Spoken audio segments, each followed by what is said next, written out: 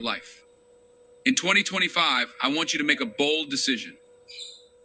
I want you to focus solely on yourself, not in selfishness, but in self-preservation, not in arrogance, but in growth. Because here's the truth: you cannot pour from an empty cup. You cannot save others if you haven't saved yourself. This year is about pouring into your own well. It's about being so focused on your own goals, your own healing, your own peace, that the distractions of the world fade into irrelevance. Let's talk about why focusing on yourself is not only necessary, but revolutionary.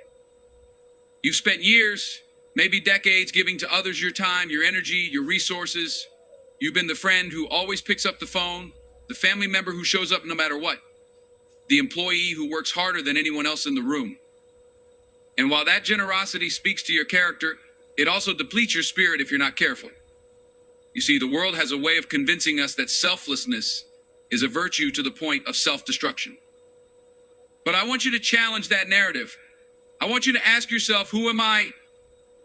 If I strip away all the roles, all the expectations, all the demands, who am I at my core? And once you find that answer, hold on to it with everything you've got.